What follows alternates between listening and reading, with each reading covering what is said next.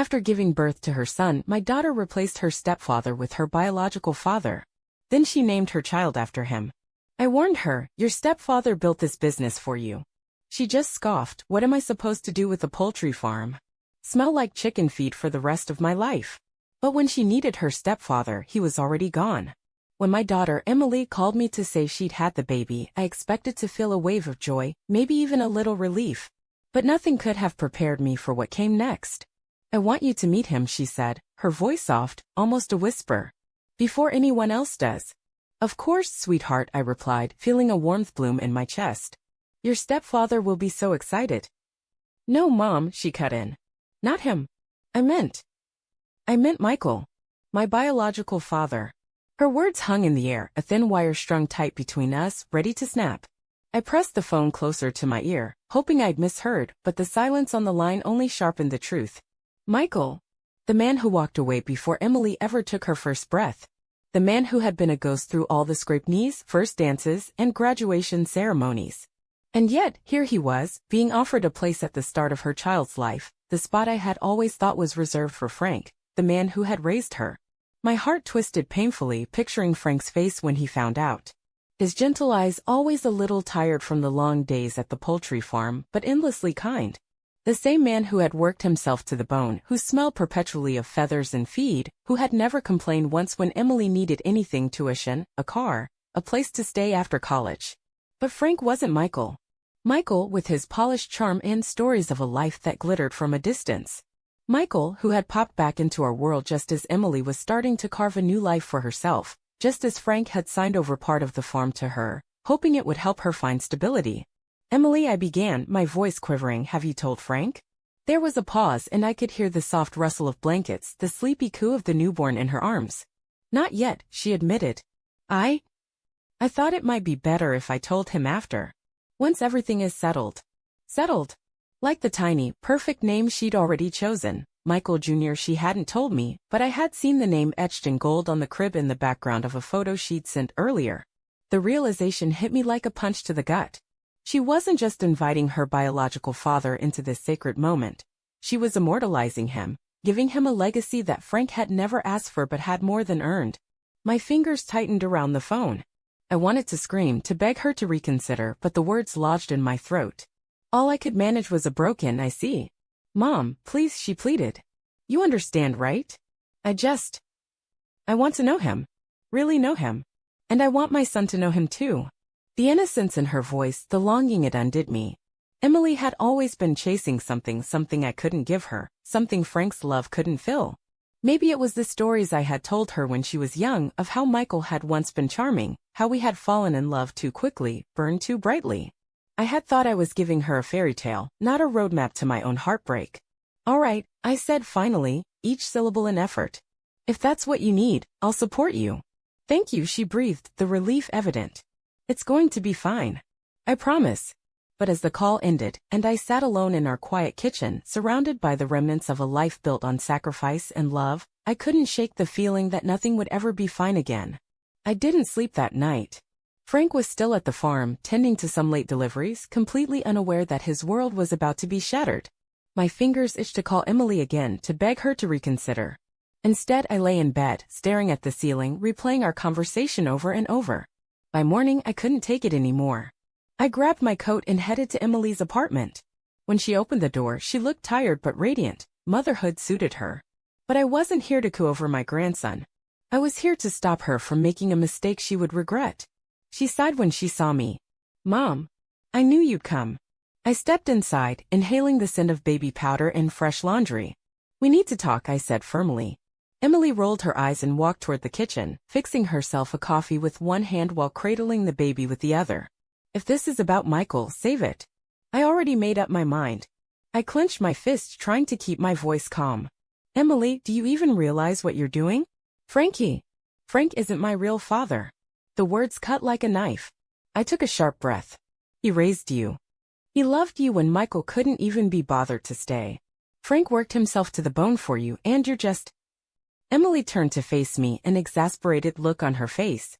And what do you want me to do, Mom? Pretend my real father doesn't exist just because Frank is what? A good man. A good man. I repeated, stunned. He worships you, Emily. That farm, the one you always turned your nose up at? He put your name on the shares. Half of it belongs to you now. Everything he built, he wanted it to be for you. Emily scoffed, shifting the baby in her arms. And what am I supposed to do with a poultry farm, Mom? Smell like chicken feed for the rest of my life? No thanks. My stomach twisted. Emily. She waved me off. I'm giving my shares to Michael. He'll manage everything and in return he'll just send me the profits. No more feathers, no more mess. Just money. Isn't that how things should be? I felt my knees go weak. You're giving the farm. I had to steady myself on the counter. To Michael. She shrugged. Why not? He's my father. My real father. I couldn't believe what I was hearing. This wasn't just a betrayal, it was spitting in the face of the man who had given everything for her. Emily, for God's sake, I pleaded, my voice breaking. Michael isn't who you think he is. He gave me this, she interrupted, her voice suddenly softer. I followed her gaze as she walked over to a shelf, reaching up to pull down something I hadn't seen in years. A doll. Not just any doll, the doll. The one she had clutched to her chest as a little girl, the one she used to talk to, tuck into bed, carry around like it was part of her soul. I swallowed hard. You still have that? Emily ran her fingers over the delicate lace of the doll's dress, a wistful look crossing her face. I was 6, she murmured. You told me we were just going to the park, but really we were going to meet him. Michael. I remembered. I had found his number, desperate for him to try to be in her life. He had agreed to meet, just once, just for an hour. He took me to that little toy store on Main Street, she continued. Told me I could pick anything I wanted. I picked her. She stroked the doll's hair. And for one day I had a dad who wanted to spoil me. Tears burned behind my eyes. Emily, that's not what being a father is. A father is the man who stays, who shows up every day. Not the one who buys you a doll and disappears for 20 years. She sighed. You don't understand, Mom. I've made my decision. Michael is my family and I want him in my life. In my son's life. I opened my mouth, but no words came out. She looked at me, her expression unreadable. If Frank's feelings get hurt, I'm sorry. But this isn't about him. I turned away, my hands trembling. I knew deep in my heart that this was a mistake. But nothing I said would change her mind. And when Frank found out, it would break him. Frank came home late, as usual. His jacket smelled of grain and warm feathers, his hands hanging at his sides, calloused from years of labor. I sat at the kitchen table, turning my teacup in my hands, my heart pounding so loudly I was sure he could hear it from the doorway. Long day? I asked, my voice barely above a whisper. Frank sighed, pulling off his boots. Same as always. The new shipment came in late, had to stay and sort it out. You'd think after all these years I'd get used to the smell, but he chuckled tiredly. It still sticks, huh? I swallowed, gripping the cup tighter. Frank, we need to talk. He glanced up, wiping his hands on his worn-out jeans. He must have sensed something because his face shifted, the warmth in his eyes replaced by quiet concern. What is it? I opened my mouth, but the words got stuck in my throat. How could I say this? How could I tell him that the girl he loved more than anything, the girl he had sacrificed his entire life for, had just thrown it all away? That she had handed over his legacy, their future, to a man who had never lifted a single finger for her? I couldn't say it outright. So I started slow. It's about Emily, I murmured. That got his full attention. He pulled out a chair and sat down across from me. What about her? I took a shaky breath. She had the baby yesterday. Frank's face lit up, pure and unfiltered joy breaking through his exhaustion. She did? Why didn't she call me? I would have. He stopped, and I saw it then, the flicker of doubt. He sat back, rubbing his hands together. Wait, she didn't call me at all? I shook my head. His brows furrowed.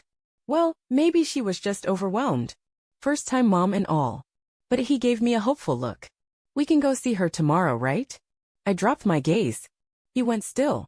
The silence between us stretched, and I felt my stomach twist. When were you planning to tell me? His voice was quiet, controlled, but there was an undercurrent of something dangerous in it. I forced myself to meet his eyes. She already invited someone else first. His expression didn't change at first. It was as if his mind couldn't process what I had just said. Then, ever so slowly, his face drained of color. Who? Michael, I whispered. The chair scraped against the floor as he abruptly stood up, his breathing ragged. No, he said, shaking his head. No, she wouldn't. She did, Frank. He turned away, pressing a hand to his face, as if trying to keep himself from falling apart. I could see his shoulders trembling. I wanted to reach for him to do something, anything, but I knew this was a wound too deep to be healed with a simple touch. She let him see the baby first? His voice cracked. Him. I nodded, my own throat burning. He let out a shuddering breath, then turned back to me. His face twisted in something between agony and fury. After everything? After all the birthdays, the sleepless nights, the college tuition, the first car, the hospital bills, everything. He gets to see my grandson first. I had never seen him like this.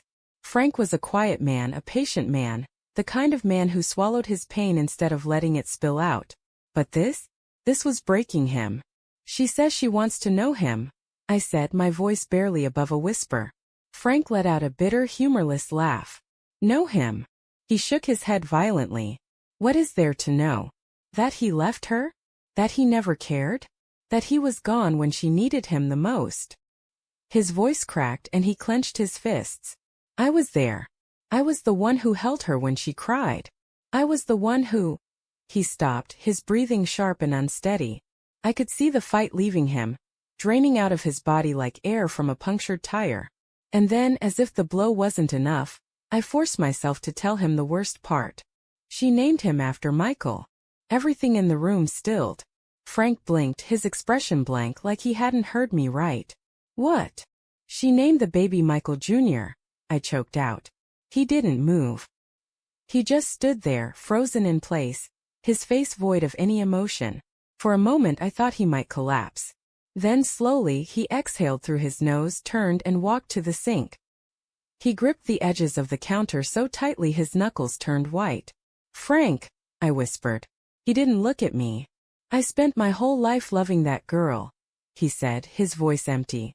I never asked for anything back. Not once. I swallowed. I know. He shook his head, letting out a shaky breath. But this? He finally turned, his eyes hollow. She could have stabbed me, and it wouldn't have hurt this much. Tears burned at the edges of my vision. Frank, please. He raised a hand, cutting me off. I get it now, he murmured. I finally get it. I frowned. Get what? A bitter smile curled at his lips. I was never really her father. I reached for him, desperate, but he stepped back. I'm going to bed, he muttered, his voice hoarse. I'll be out early for deliveries tomorrow. And just like that he walked out of the kitchen. I sat there, staring at the empty space where he had stood, my heart shattering into 1,000 pieces. Because I knew deep down, something had just broken inside him that would never be fixed. The house felt different the next morning. Colder. Emptier. Frank was gone before sunrise. Normally, he would have left a note on the fridge or sent a quick text saying he'd be home late. But today, nothing. Just silence.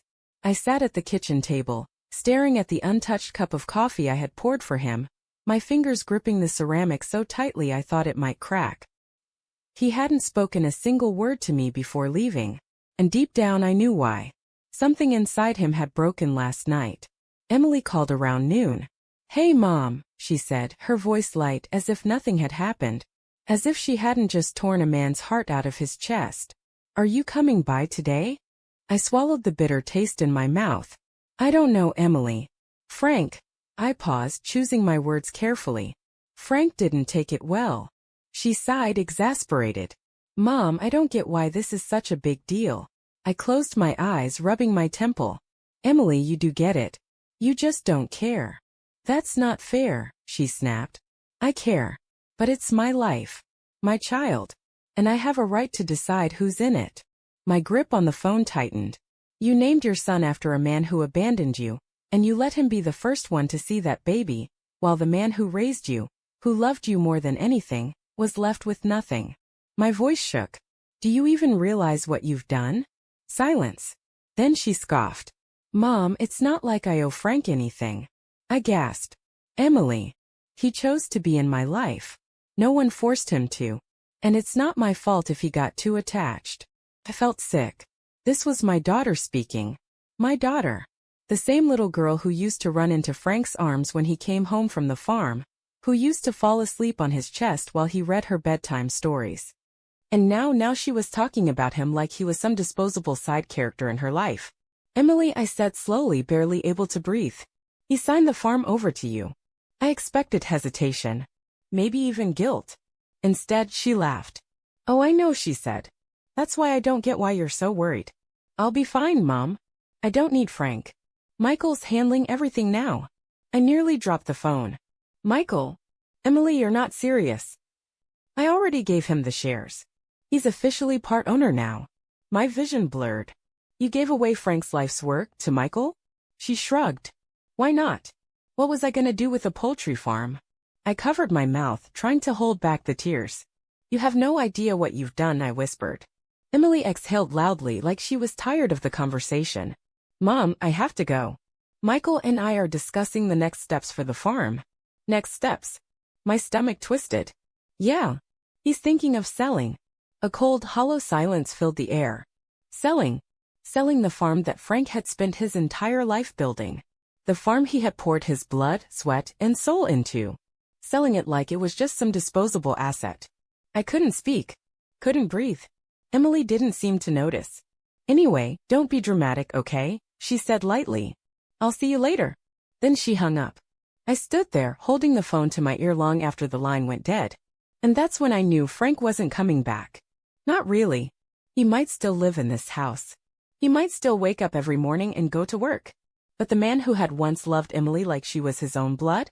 He was gone. And Emily, my selfish, reckless daughter, had destroyed him emotionally. Later that evening, Frank was in his office at the farm, staring blankly at the stacks of paperwork on his desk, when the door burst open. Michael. The man stood there, dressed too sharply for a place like this, his cologne too strong, his presence too entitled. He stepped inside like he already owned the place. We need to talk, Michael said, shutting the door behind him. Frank didn't move. Michael smirked. Emily already told you, right? I own half of this farm now. He leaned against the desk, looking down at Frank like a businessman surveying a weak opponent. But I don't want a farm. I want money. So let's make this easy, you buy me out. Frank let out a slow breath, his jaw tightening. And if I don't? Michael's smirk widened. Then I sell my share to the highest bidder. Could be a competitor. Could be a corporation that'll turn this place into a processing plant. Or maybe I just shut it all down. Either way, it's not my problem. Frank's fingers dug into the arms of his chair.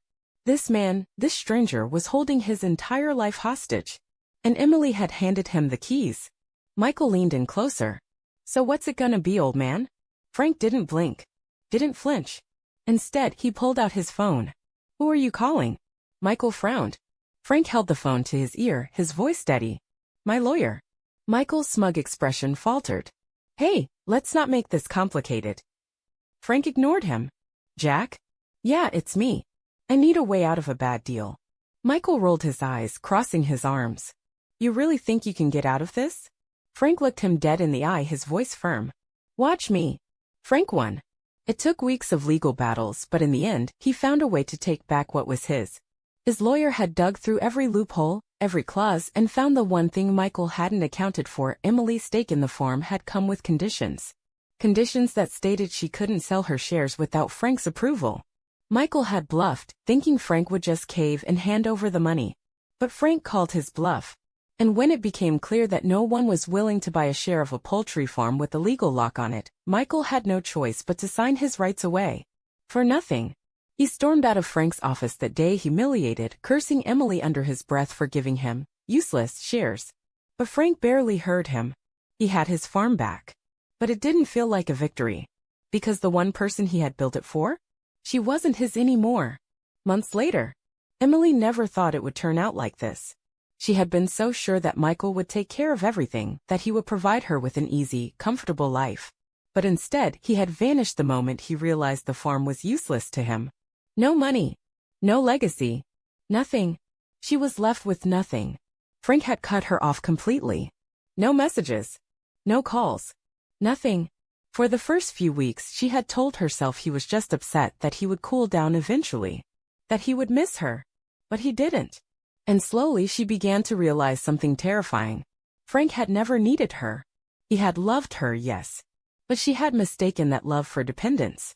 She thought that no matter what she did, no matter how selfish or cruel she acted, he would always be there. Because he always had been. Until now. Now he was gone. And for the first time in her life, she was the one being left behind. The distance between us. I tried. God knows I tried. I called Frank every week, hoping that maybe this time he would pick up. That maybe we could just sit down and talk. That I could fix this. But every time it went straight to voicemail. When I did see him, briefly, in town, or when he came to pick something up from the house, he barely spoke to me. The love we had shared for years, the partnership, the life we had built together was gone. He wasn't cruel. He wasn't angry. He was just distant. And in a way that was worse. Because it meant he had already let go. A final attempt. Emily stood outside the farm, holding her son in her arms. She hadn't been here in months. The fields looked the same. The barn doors were open, the scent of hay and feathers thick in the air. It smelled exactly like she remembered. It smelled like home. For the first time, she regretted everything. She had traded something real for something temporary. She had thrown away the one person who had always loved her for a man who had left her the second things got difficult. And now she had nothing. Except this. This last attempt. Taking a shaky breath, she adjusted her son in her arms and knocked on the door. It took a moment before it opened. Frank stood there, looking at her with unreadable eyes. He had changed. He looked older, harder. There was no warmth left for her. For a moment she thought he might shut the door in her face. Instead, he just looked at her, his expression empty. "Frank," she whispered, her voice breaking. I wanted you to meet him." She shifted slightly, revealing the baby in her arms. Frank's eyes flickered to the child. But there was nothing. No emotion. No reaction. Emily's heart pounded. "Please," she pleaded, stepping forward. "He's your grandson. Don't you want to hold him?" Frank was silent for a long time. Then finally he exhaled. "I used to want a lot of things, Emily," he said quietly. "But not anymore." Tears welled in her eyes. "Frank, He shook his head. "I loved you like you were my own," he murmured, his voice thick with pain. "And I would have done anything for you." Emily swallowed hard, gripping the baby tighter. "You were my dad," she whispered. He let out a quiet, bitter laugh. "No," he said. "I wasn't." Then, without another word, he stepped back and closed the door. And this time, Emily was the one left standing in the cold. Alone. 1 year later. Frank. The farm was doing well, but it no longer felt like my entire life. I still worked hard, still took care of what I had built, but something inside me had changed. The divorce had been finalized a few months ago. There was no dramatic fight, no last-minute attempts to fix things. Just signatures on a piece of paper and the quiet acceptance that we had become strangers. I had spent years holding onto a family that was never really mine. Now I was finally learning what it meant to let go. Emily. I never thought I would end up with nothing. Michael was gone the second he had no use for me. My mother had pulled away, not out of anger but disappointment. And Frank? He had erased me from his life. For the first few months I thought he'd come around. That he'd miss me. But the truth was harder to accept. He didn't need me anymore. And for the first time in my life, I knew what it felt like to be abandoned. Her mother. Frank never looked back. I had tried a God, I had tried to fix things. I called, I visited, I tried to remind him of what we once had. But every time he stayed distant. The love was gone. Not in anger, not in resentment, just gone. And the worst part? I knew I had helped push him away. The final goodbye. One evening I drove past the farm and saw Frank standing outside, watching the sunset. For a moment I considered stopping. Maybe I could say something. Maybe I could fix something. But then he turned, walked to his truck, and drove off without hesitation, without looking back. And I knew deep in my bones he was never coming home again.